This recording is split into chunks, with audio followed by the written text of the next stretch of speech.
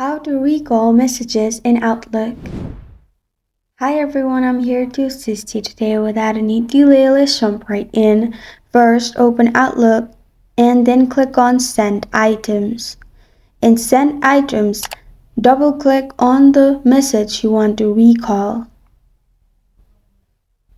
After that, you'll find this kind of screen pop up. Click on three dots at the top.